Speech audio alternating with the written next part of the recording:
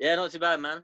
Not Just too always bad. Just surprised when these things work. yeah, I'm lucky because I already got this because I was training one of my clients over this, so it's not too bad. Ah, So I've got it. Yeah.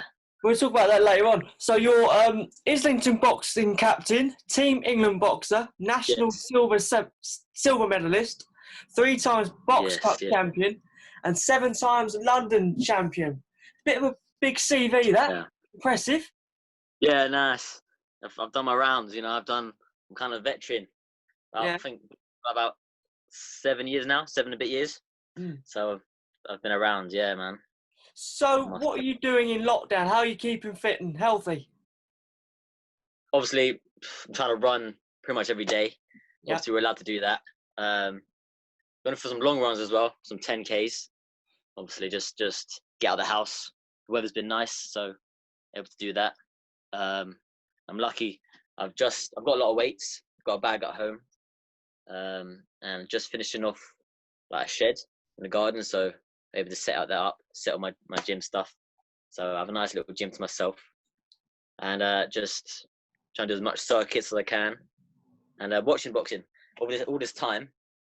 You're able to watch loads of boxing, amateur and professional. So just catching up, doing a lot of homework. But yeah. So what's going to be in the boxing gym then? A couple of bags, speed bag. What are you going to put in there? Well, I've got my bag. I've got a speed ball. That's all in the hanger. That's just freestanding. I've got a barbell, a few kettlebells, and just a lot of floor space so I can do my circuits. I've got a roller for the abs. What else?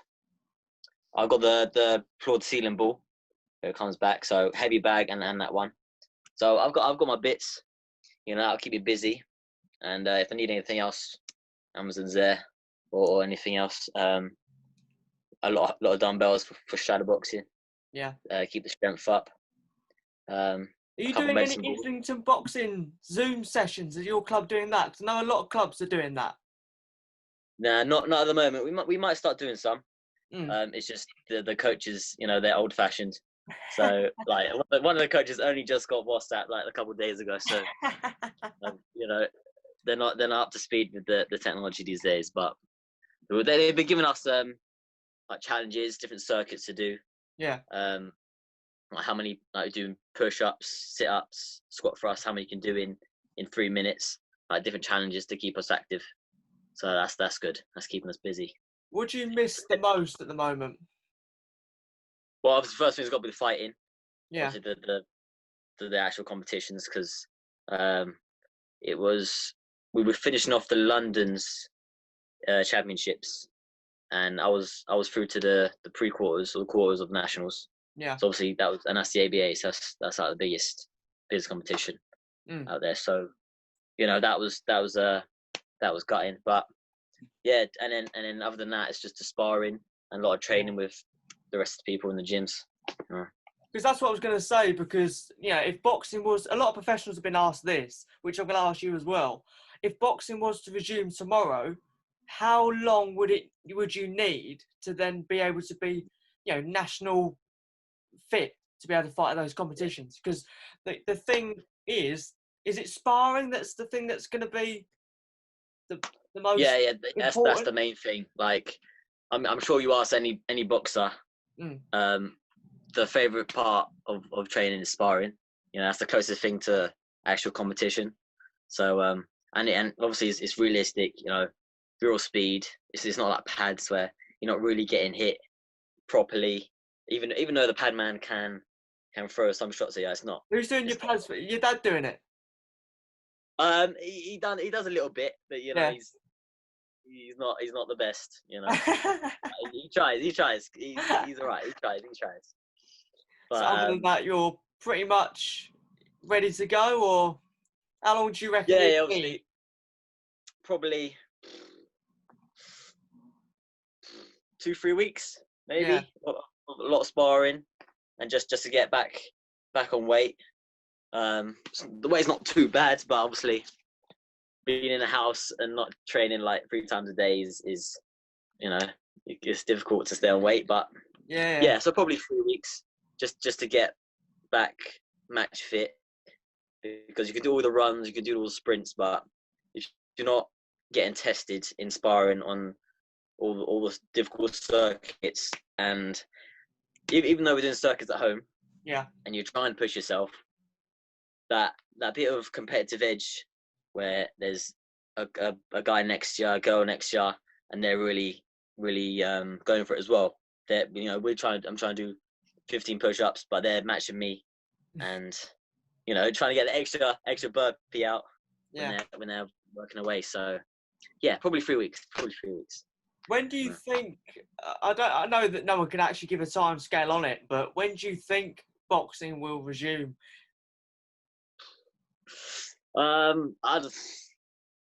Amateur-wise, obviously that's September, and obviously I hope that stays at September. Yeah. Obviously, you never know. Don't know the actual numbers. Yeah. In scientist, sense. But if they're saying next week they're gonna allow 10 people or something, you're allowed to meet 10 people or something. That's what I'm hearing. Yeah. And some people can go to work, but that's kind of essential workers. I don't know. Maybe I think September will be all right for amateurs, because it's maybe limited people in a venue. Maybe not massive venues, but just limited and spaced out, so you keep the 2 meters between each other. Professional wise, obviously pros need their their paydays. That's when they get paid when they fight. So I like to see probably indoor, behind the closed doors. Yeah. Only a few spectators, and obviously have to be spaced out. Probably August. I have no idea. I'm just guessing. No, like we all are.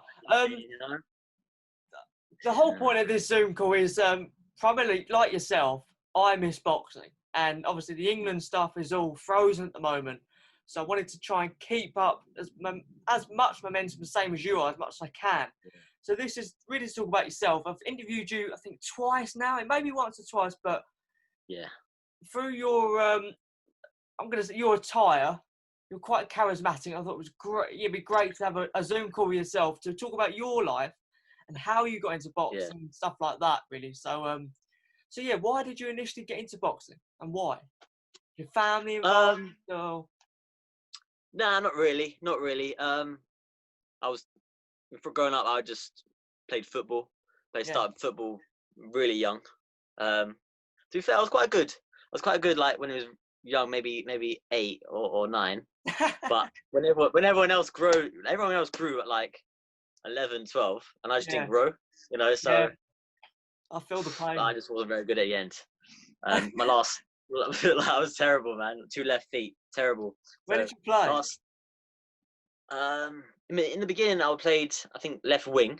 Yeah, you look like yeah, but then just the people were so much bigger, and I couldn't get past them, and it all just went, But I think it was 12 years old. Yeah. My mates were in the football team. They started going, and my dad was the coach of the football team, so we warm up and we do like big field, like 2 laps around the field. Yeah. Just to warm up, and I would always come like second last, third last. That's what it is. I was just kind of a dosser back then. Come home, up straight away on the PS2, I think it was, or 3. Yeah, and then just stay there until get dinner and go to bed. So I just didn't really do anything. So who brought you into boxing then? When did you click and go, I want to transition to that sport now? Yeah, so that was it. Like, we'll do a run around the football pitch, and all the other guys, they were like getting tired. My dad asked, who was the coach? My dad asked, "What's the matter with you guys? You seem tired. You seem knackered." And they said, "Oh, he went boxing last night," and I didn't really take any notice. Yeah. But then later that night, my dad came in and was like, "Do you want to go boxing Friday night or whenever it was?" Some of the football team's going. I was like, "Yeah, go on then. Yeah, all right, yeah." So I went and it just stuck. You know, I think this might sound mad, but you might not know, but the film Real Steel, whereas like Big Robots Boxing, that kind of, I think I watched that before, so I got like kind of hyped. I saw that, and then it's just and just stuck at it. Just stuck at it. Kind of just came natural, throwing punches and the footwork. And I was in the beginners group, and I think one of the guys next to me, he was in the beginner as well. They looked at me when I was shadowboxing, and they said, "You've not done this before. You know, you kind of look like you know what you're doing." But so it just kind of natural, and it just came from there. Just what was the first gym session like? What was it like? I know you said you're in the beginner session, but what was it like stepping in the boxing gym for the first time, especially Islington Boxing Club? That's quite a renowned club to go to, especially. Well, I actually only went to Islington in 2016. I started in a really really small club, Harrow, which is local to me. Yeah. And that was really small. It was quite a small gym. It was in a leisure centre, just in the back room. They had to set up like their own kind of ring with kind of bags, and people had to stand round. So you spar in the middle. You've got to stand round as the ring. It was raw. You know, came as soon as you walk in the boxing gym, and had loads of bags up. You know, big, scary looking guys smacking the bags. You know, screaming and shouting. And I remember loads of skipping. And I couldn't skip to save my life. No. All these guys doing double jumps, crossovers, and I was like, you could barely see the rope going so fast. So I was just in awe, you know. Yeah. And just couldn't wait to get to that kind of level, and kind of. So when was your first amateur fight? How long did you box before you had your first amateur fight or gym show? I didn't have any gym shows, no skills. Yeah. They didn't really know about that in my coaches back then. Yeah. I was only boxing or training for, I'll say 2 months. Yeah. And they just went straight in. Quite fast. Didn't really bother. Yeah, didn't really bother about making. We didn't really bother about making weight. I just kind of had a fry up, and then went to the venue and weighed in, and then kind of, I think I shadow boxed for about a half an hour. I had no idea. I had no clue. But I lost my first 3 fights. Yeah. And then it started clicking a bit. You know, had a bit more experience. And then the wins started coming, and then it's went off from there. You know. Where did this charisma and confidence come from? Because when did you start wearing leopard print? Was that a Nassim Hamid vibe going on, or was it something that you just picked up on? Yeah, a bit. You know, it must have been just from Nassim Hamid, just seeing him doing flip into the ring, knocking guys out, and having the confidence after. Probably I was still in Harrow. I had all leopard print shorts, and then bright gold, because the Harrow was gold and was yellow and black, and I just had solid gold and leopard print all over, and that was probably, I think, maybe 15 fights in or something, maybe 20 fights over that, and then that was kind of I kind of stood out on them shows, which is nice. So what's your day-to-day, your routine then? Do you have a meal prep? Do you get your meals? How do you do with the weight and the dieting? Yeah, I don't have any official meal prep kind of people, but I do my own bits. You know, a lot of fish, a lot of salmon, mackerel, and a bit of pasta. So I pack that all in my gym kit for the evening sessions. I pack that during the day. A bit of veg, broccoli, some sort of either salmon or chicken and pasta. I go out to Islington. I coach, and then I train in the evenings, 7 to 9. And then even my dad picks me up from them, or I get a train home. So I'll either eat in the car on the way home or eat on the train home. When did you start coaching? Is that part of the captaincy role then? You have to do sessions or? No, I started Islington, 2016, Mm. and then I think it was a year later, I started coaching there. I started coaching the infants, Tuesdays, Wednesdays, Thursdays, and then I think maybe a year after that or 6 months, then they asked me to do the junior academy. So that's 9-year-olds to 16-year-olds. So I'm pretty much coaching there near enough every day during the week now. So that's really good, and I got the one-to-ones. So I got a couple upcoming champions, Yeah. coaching. So yeah, that's good. What type of sessions do you do with them? What do you focus on? Obviously the young ones, really young ones, they're like 6 to 9. Yeah. So I try to keep it fun.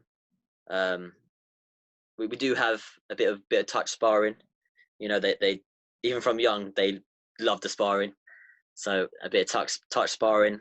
We do try and do some drills with them, and some fun exercises with them. We've got to try and keep it fun because a lot of people they start early. Like I didn't start early, but I enjoyed it, so I kept at it and kept the discipline.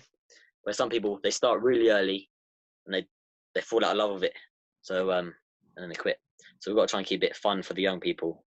And then when you get to the Monday and Fridays, which are 9 to 16, then we get a bit more serious, with the sparring and discipline and the exercises. So they're quite hard sessions sometimes.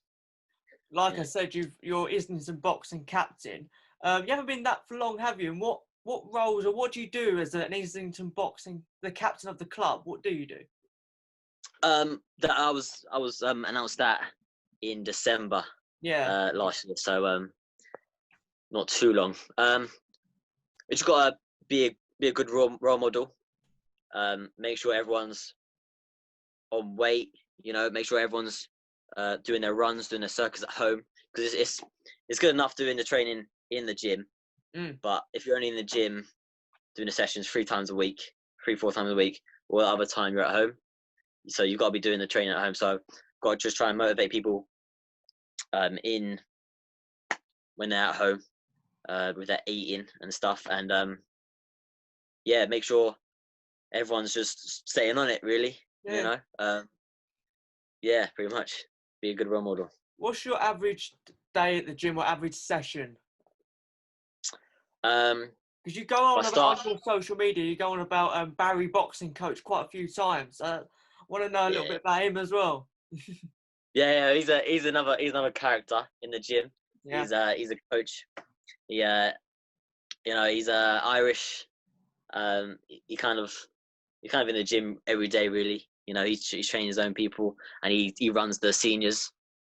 He's just a character. He's also a professional coach, so he's boxing kind of every day, pros and amateurs training, and so funny. Like it's good having a coach that's very strict, but you got to have that kind of banter with them. They got to be your friend as well. So Barry's a very good friend and a very good coach. Even though he's young, I believe he's very knowledgeable, very calm in the corners. He's done my corners a few times, and yeah, he's doing very well with his coaching side, and he's doing well with training as well. He's does a bit of training himself. He's getting fit again. He's getting the weight off. What makes a good corner man then? Because you touched on that. They got one, keep you calm, but they also motivate you. If you had a bad round, like my usual corner man, Roy Callahan, he knows when I had a good round and a bad round. A few times he's had to really kind of G me up, just kind of really get in my head and say, stop being so silly, stop making them silly mistakes and get back on it. But then there's also times where he's calm. He says, good round, very good round, keep the pressure on him, staying like that, keep doing what you're doing well. Obviously need that knowledge. You'd like a coach that's had experience.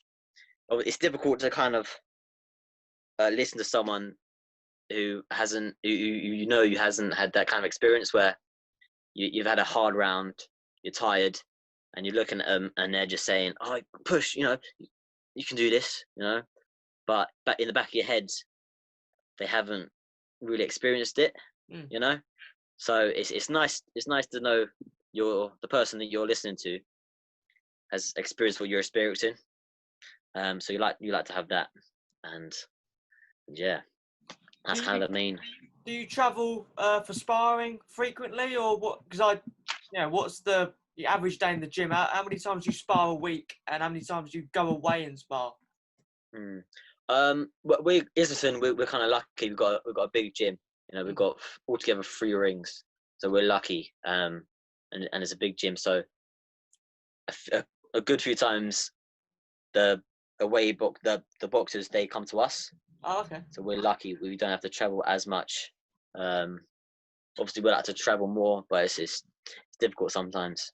But yeah, I'll spar probably 4 times a week. 3 times in the normal sessions, and we'll do one. As not a private session, but just a couple people sparring.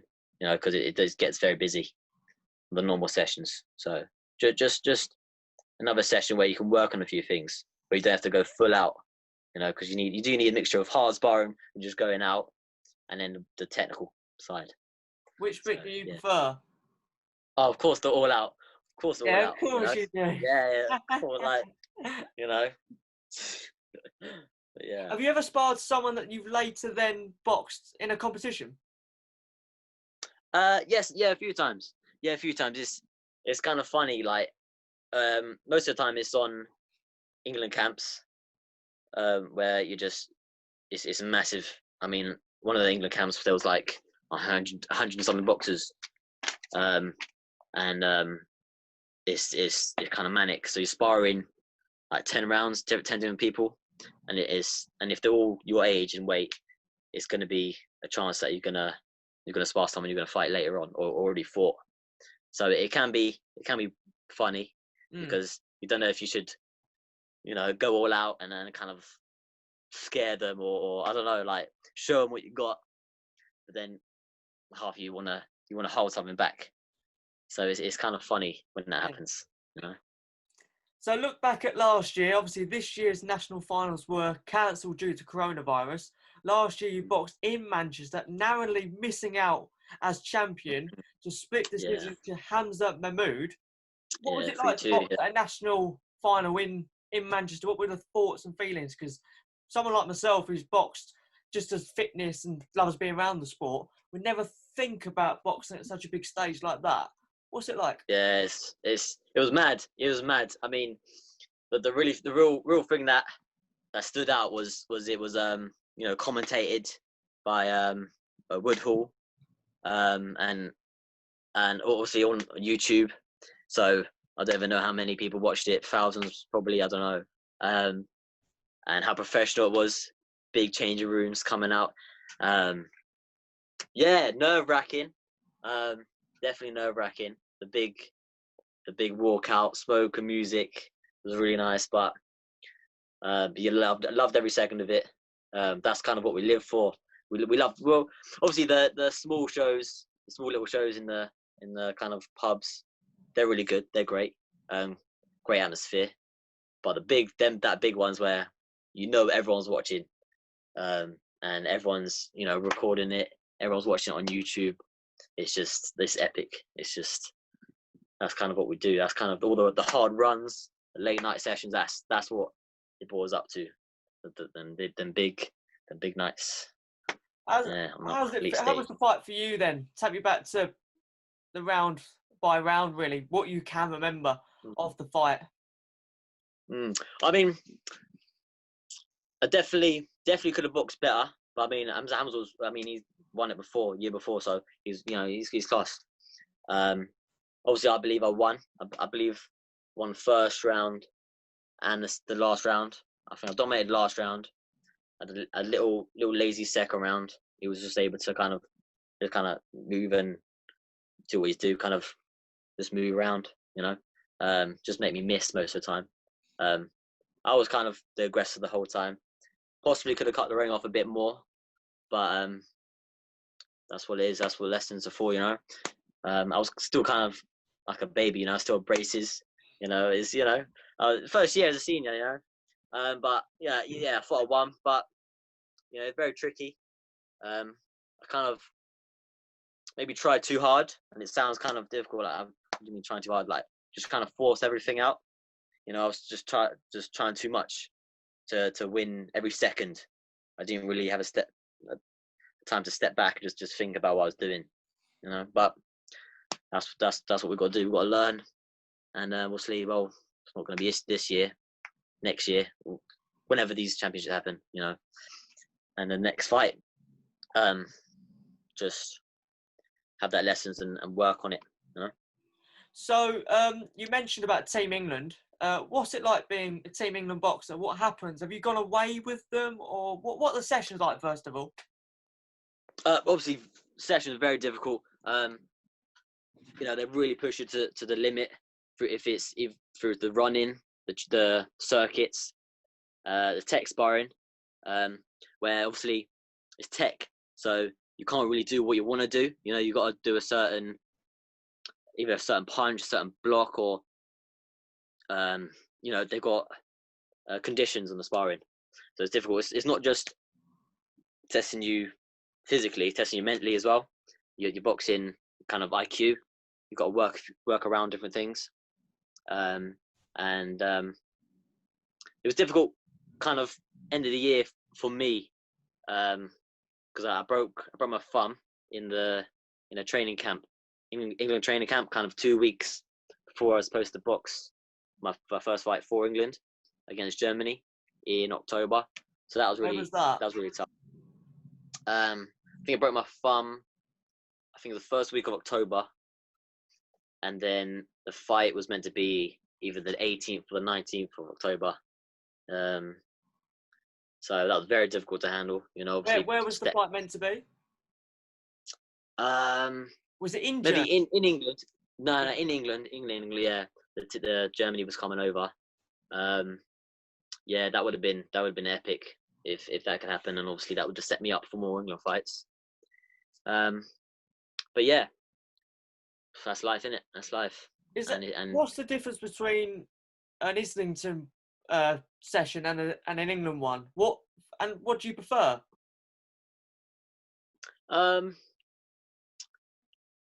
The England one is kind of more. It's kind of a bit more just strategic, where they just set more conditions, even on just shadowboxing. Something simple as shadowboxing, where most people think they're doing it correctly. The coaches they ram into your head that you've got to have a condition where if it's you're boxing a south, or you're boxing someone aggressive, someone taller, someone shorter. So they're really testing you mentally, where you've got to think about every little thing you're doing, and they don't want anything to be anything done for no reason. They want everything to be done realistic, as in if you're jabbing, it's got to be 100%. You know, it's got to be fast. It's got to be come back to your chin, nothing lazy. So it's just so much more stricter than Islington, or just Has it made you a better boxer being part of the England setup? Oh yeah, definitely. I mean, more knowledge is always from the very very good coaches out there. So many of them all around the country. They come and they coach the England boxers, where you're able to go on pads with kind of all of them. They kind of share you out in different groups, and you go around different coaches. So that's excellent. You know, different insights from different coaches, because all coaches coach different and they know different things. And obviously the sparring kids come from up and down the country for the England training camps and days. So that sparring is very valuable. So would GB be the next step for you, or would you go pro? Has anyone suggested that to you? Because a lot of amateurs have gone pro, like Dennis McCann and Sam Noakes, who boxed at the last nationals. Yeah. I mean, obviously it's very, very kind of persuading turning pro. But like last year, I was meant to have my my GB assessment in December, which obviously my thumb was Yeah. still repairing, kind of recovering. So that's why the year was so bad, at the end of the year. But and then again, it was meant to be May, when was it meant to be? The 18th of May or something. The rescheduled one. So I don't know if that's still happening.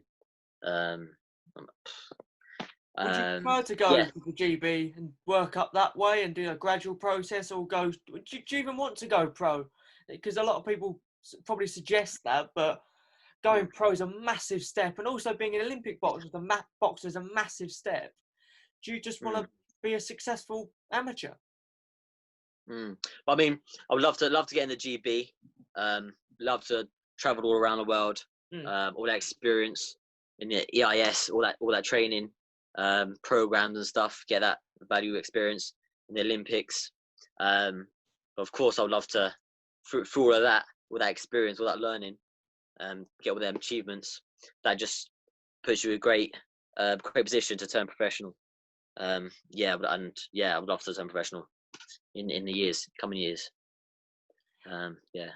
So what? Moving back to amateurs, then, which amateurs do you admire and why?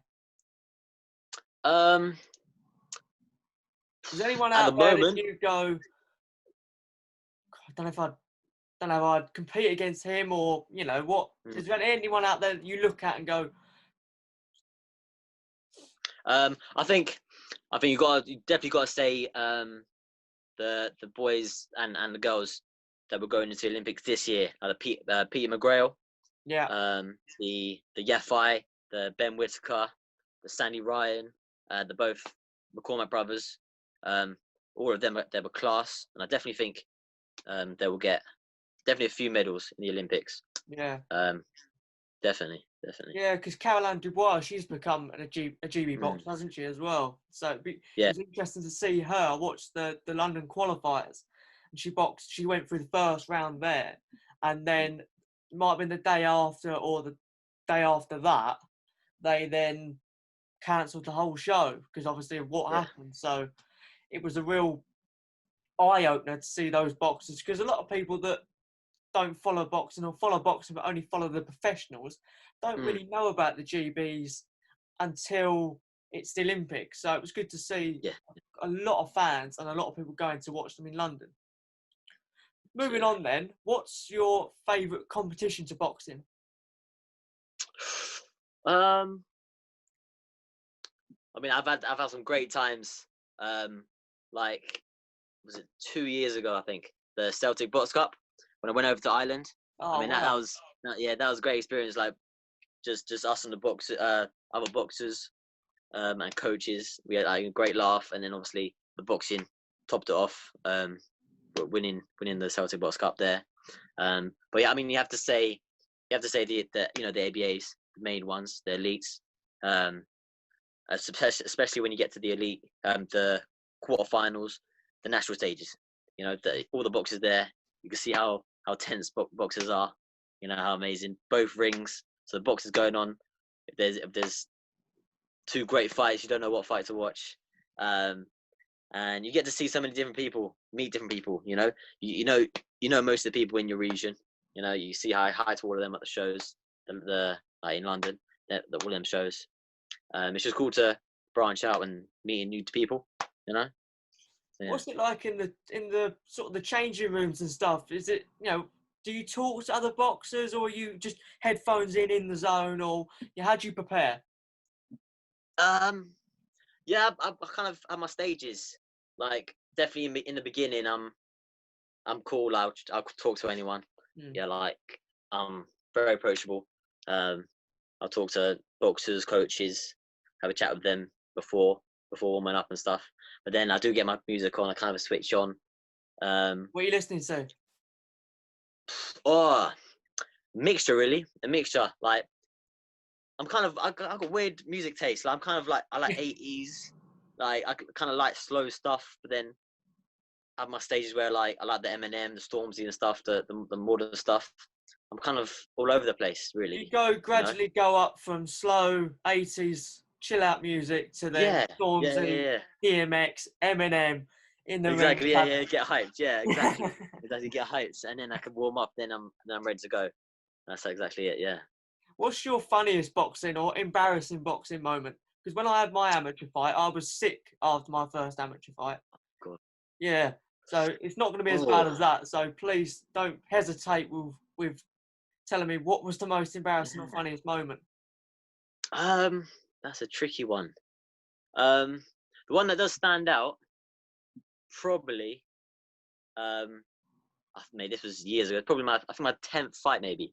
Yeah. Maybe a bit, maybe like, yeah, maybe 10th fight. And first round, and I was coming out. The guy came steaming at me. I think I was maybe on the ropes or something. I was throwing back and stuff, and he just clipped me like back of the head. And I went kind of, obviously it wasn't a knockdown, but just kind of stumbled over. I went half out the ring, and my dad was like in the corner, man. And he dropped on him. So that was kind of amusing. I'm sure I'm sure if that happened to someone else, I would laugh. Yeah, if I was outside the ring, I'd probably laugh. But it was alright. I kind of switched on then, and then won that fight. So it was alright. Yeah, that probably have to be one of the funny ones, maybe. Yeah. I texted you last night asking you to think about your top three top all-time boxers. Who are they? I'll definitely have to say number one, Roberto Duran. I mean, Yeah. he was Why a is that? straight beast. Like the aggression of him, the raw aggression, but he also had the intelligence, how defensively aware he was. You know, he could just stand right in front of you and make you miss, roll shots, come back, just spin around you. The way he could control people on the inside, and I love boxing inside, so I kind of watch him a lot. You've seen the And the film body on him? shot. Yes, yeah. I saw. I think there was two. I think there was one ages ago, the Hands of Stone one. Yeah, I've That was seen really that. good. And then the I Am Duran one. I watched that I a haven't few seen weeks that. ago. Yeah.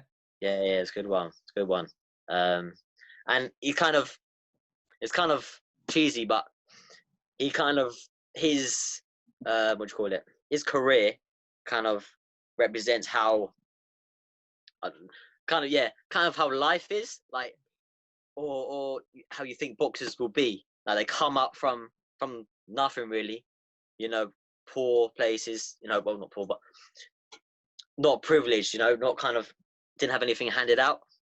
He came from Panama, um, fighting anyone, working his way up, world champion, won against the odds against Leonard, and then kind of lost his way.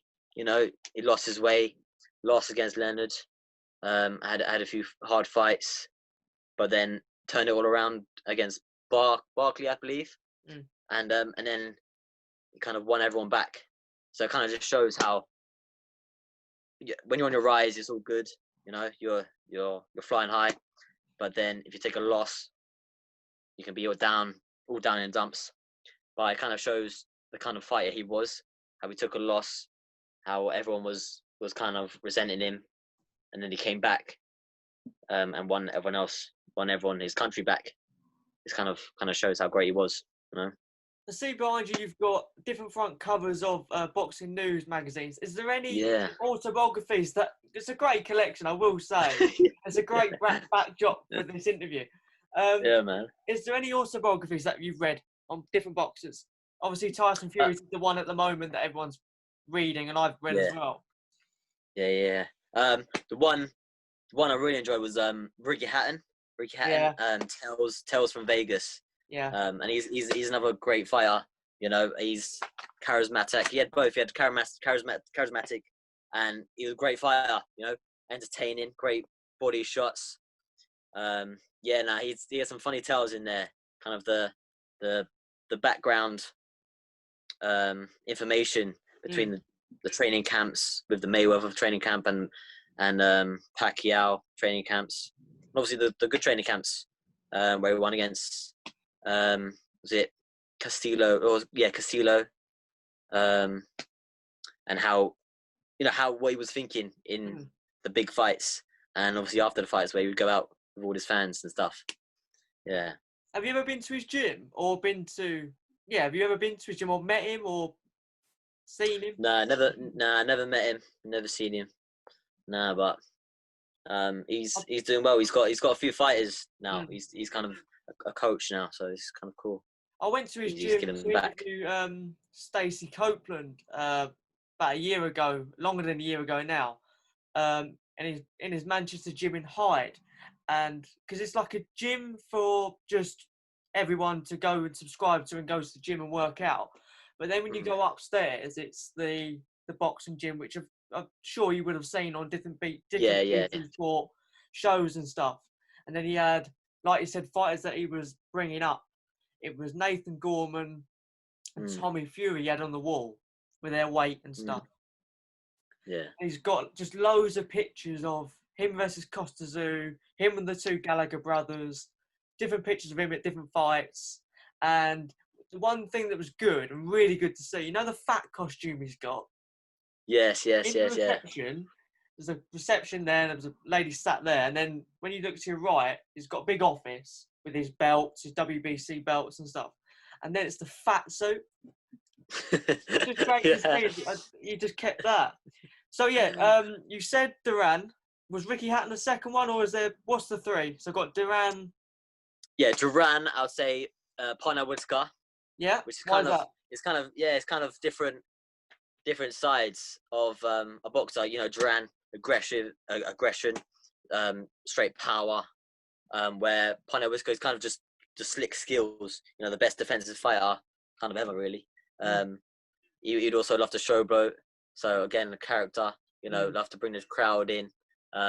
Like one of the funniest ones was him against Roger Mayweather, mm. where he was boxing him, and then Roger Mayweather's trunks like slipped down a bit, and then they stopped. The ref stopped it a bit, and then for Roger to go over to the corner, and he reached over and pulled his trunks down all the way to his ankles.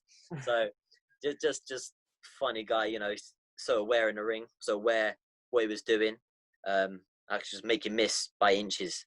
You can make him miss with 10 punches by inches, all of it. So yeah, just class. So your third one? I mean, I think it'd be cruel not to have Roy Jones Jr. up Yeah. there. Like obviously, like one of the greatest. Um, obviously, we're most kind of young kids will just maybe just remember him from the later ones where he kind of didn't really have his um, athletic gifts, but Yeah. The him in Kawasaki. Yeah. his yeah. Um, but him in his kind of prime, he was kind of unbeatable. He was like kind of like Superman. From knocking someone out with his hands behind his back, like it's crazy what he's done. You know. Is there any professional boxers that you have met? I know I mentioned Ricky Hatton. You haven't obviously met him. Is there anyone you've met being around the boxing But circuit? I think I'm quite lucky. I've actually met like my favorite current boxer, Josh Taylor. I met him last year at the O2, and it's kind of crazy because I was just thinking when I was sitting there. I think it was the fight uh, Dave Allen against Lucas Brown. Yeah. I went to. Um, That body. It was. Yeah, it was a body shot, wasn't it? That. Really shot. Yeah. Yeah. I think it was the third round. Yeah. Like I was just sitting there. I was thinking, oh, imagine if Josh Taylor was here. Like, I'll definitely try and catch him. And then I looked to my left, and he was literally just standing there, like walking past people to get to his seat, like in front.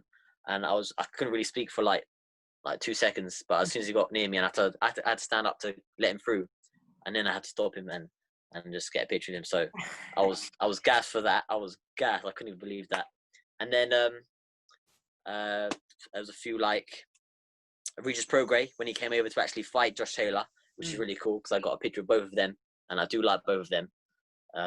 So I was kind of stuck in the middle when people were asking me who they want to win, who they think I want to win.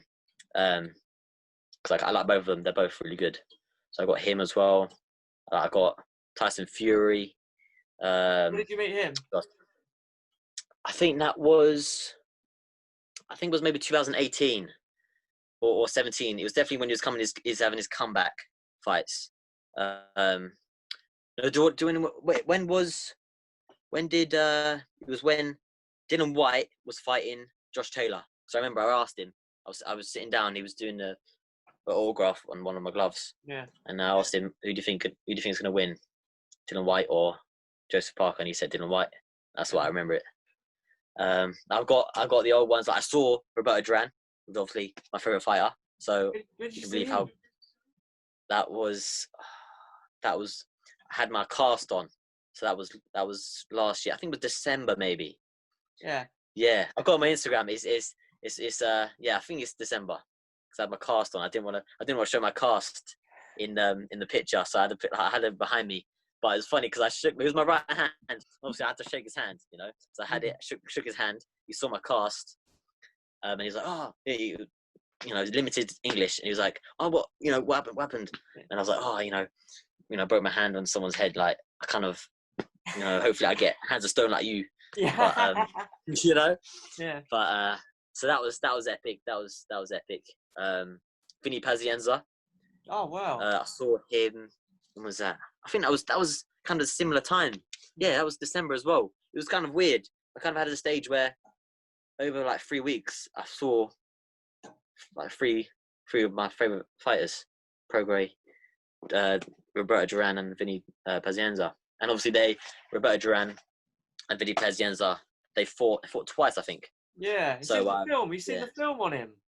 Brilliant. Yeah, Bleed for Good This. story. That's my favorite. That's my favorite film. Yeah. Boxing film now.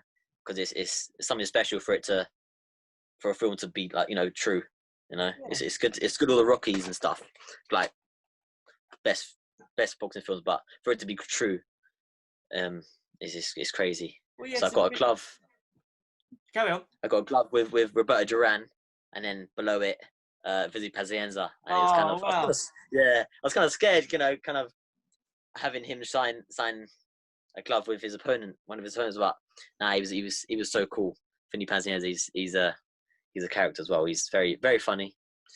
He said he wrote on it, Vinny Pazienza, five-time champion or 5-weight champion, 5-weight class champion, yeah. And then below, he said, the guy Roberto Duran's name there. He said he hit me hard, So it's funny. It's just funny. Yeah. Is there any? Yeah. Have you ever wanted to go to one of those after dinner speeches things? Those boxers that do those.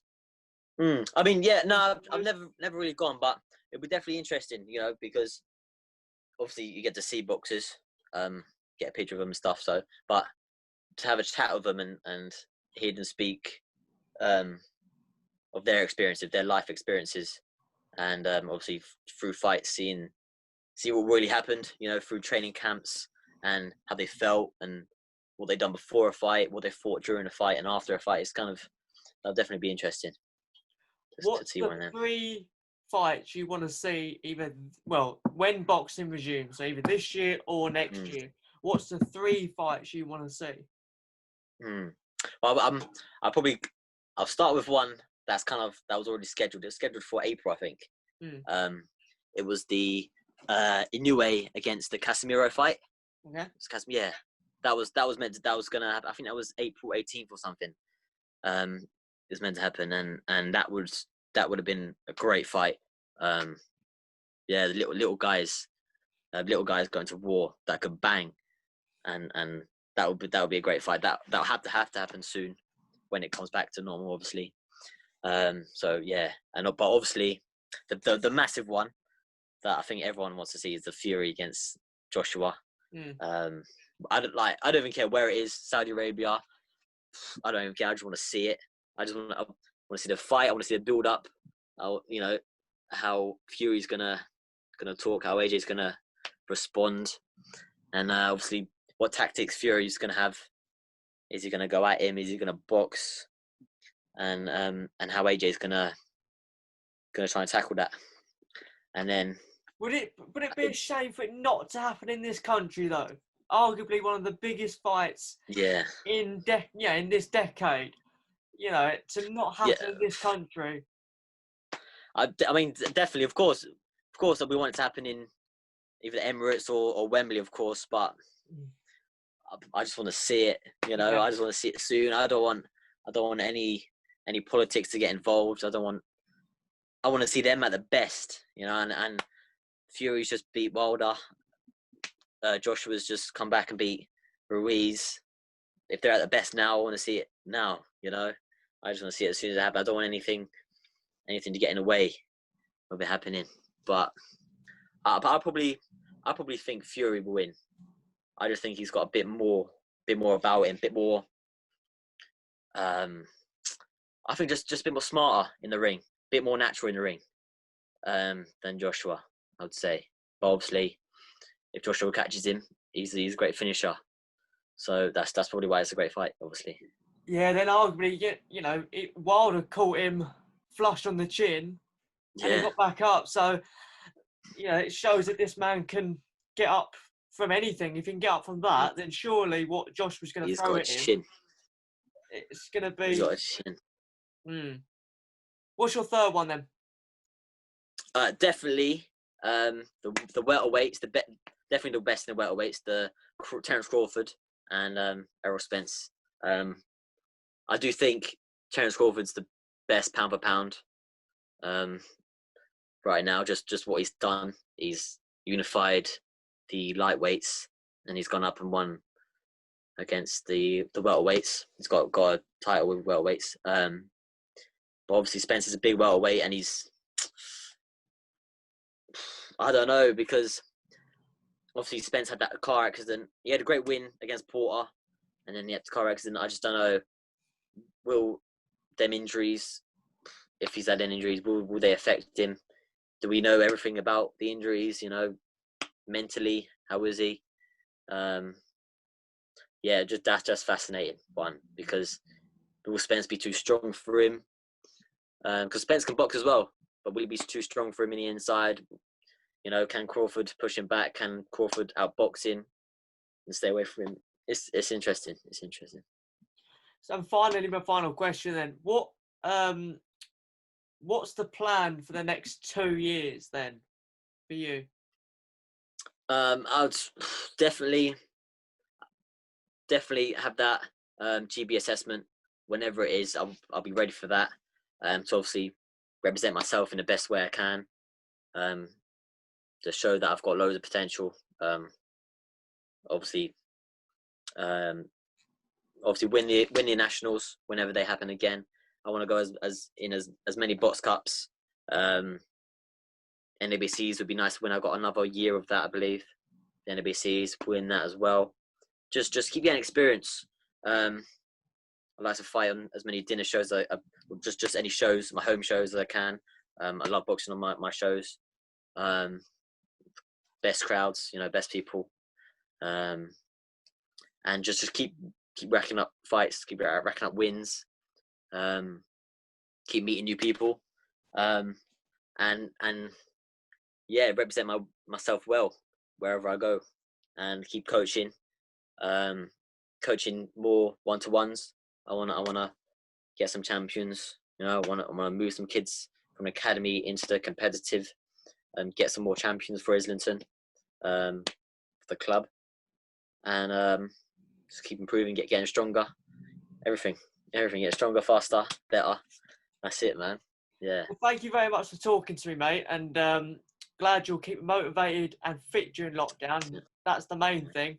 But yeah, thank you very much, mate, and good luck in the future. I'm sure we're going to cross paths in the near future. Yes, definitely. You'll see me if I'm in the venue. You'll see me. You know, wherever however big the venue is, I'm sure I'll try and stand out some way. Of course you will. Top man. Thank you very much, mate. Yes, nice one, man. Thank you. Stay safe.